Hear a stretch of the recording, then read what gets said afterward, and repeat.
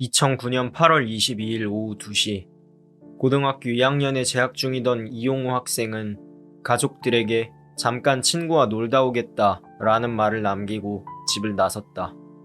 하지만 늦은 시간까지도 이군은 집에 돌아오지 않았으며 그에게 연락이 되지도 않았고 이튿날까지도 이군은 감감무소식이었다.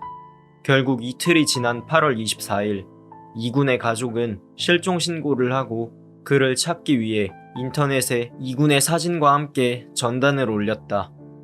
경찰 조사 결과 이군은 실종 당일 오후 2시 45분에 부산 지하철 2호선 구명역에서 지하철을 타고 오후 3시 24분에 서면역에서 하차했다. 그리고 18분이 지난 3시 42분에 다시 서면역에서 1호선을 타고 3시 57분에 중앙역에서 내렸다. 그러고는 오후 5시경에 부산항 여객터미널에서 제주행 여객선 티켓을 구매한 것으로 밝혀졌다.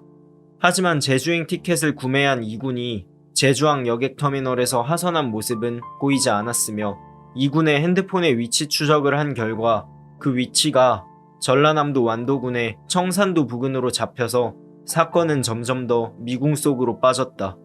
그러던 중 제주행 여객선에서 그를 목격했다는 제보가 들어왔다. 제보를 한 건 이군이 탔던 배에 함께 탑승했던 대학생들이었다. 그들은 배 안에서 사진을 찍었었는데 그 사진 속에는 우연히 찍힌 이군이 있었다. 그 대학생들의 증언에 따르면 신발장 옆에 앉아있던 이군의 표정은 암울해 보였으며 생각에 잠긴 것으로 보였다고 한다.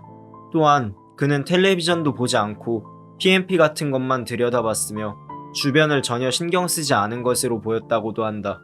다음날 이른 아침부터 이군의 모습이 보이지 않았고 하선할 때도 그들은 이군을 보지 못했다고 한다.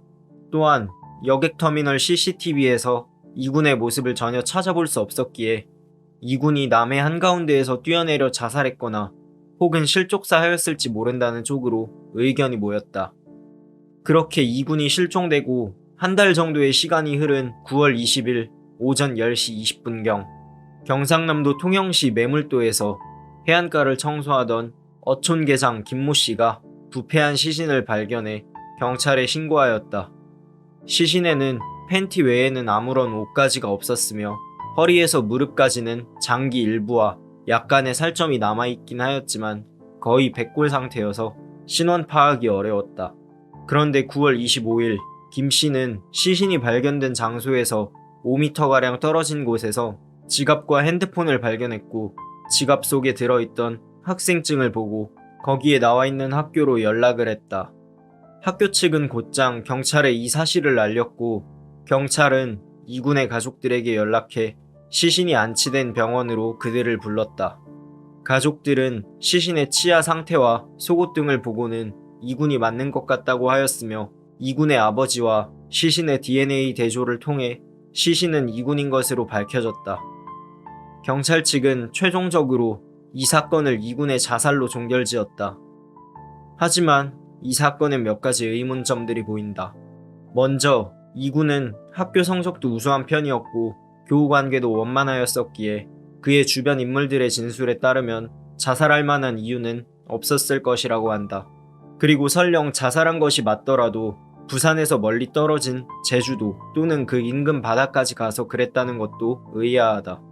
그리고 이군은 승선 티켓을 살 때 학생용이 아닌 성인용으로 구입했다. 학생용 티켓을 사기 위해선 학생임을 입증하여야 하기에 조금 번거롭긴 하지만 이군의 지갑에서 학생증이 발견된 것으로 봤을 때 이군은 티켓을 구매할 당시 학생증을 가지고 있었다. 그렇다면 이군은 왜 굳이 성인용 티켓을 구매하였던 것이었을까? 가장 큰 의문점은 발견된 시신에 있다.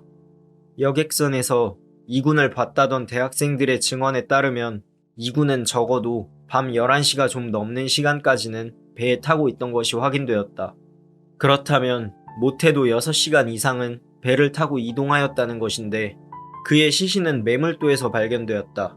만약 그가 자살한 것이 맞다면 그의 시신이 해류를 타고 상당한 거리를 이동한 것이다. 하지만 발견된 시신은 팬티만 걸치고 있었는데 시신에서 멀지 않은 곳에서 그의 핸드폰과 지갑이 발견되었다. 그렇다면 배에서 팬티만 입고 손에 핸드폰과 지갑을 꼭 쥔 채로 바다에 뛰어들어 익사하여 매물도에 떠밀려 올 때까지 핸드폰과 지갑을 손에 쥐고 놓치지 않았다는 것인데, 이는 현실적으로 불가능하다. 따라서 누군가가 그의 시신을 매물도에 유기하고 핸드폰과 지갑을 버렸다는 쪽이 더 일리가 있다. 이처럼 그의 죽음엔 의문점들이 남아있다. 그렇다면 이구는 정말 자살한 것이 맞을까? 다른 진실이 숨어있는 것은 아닐까?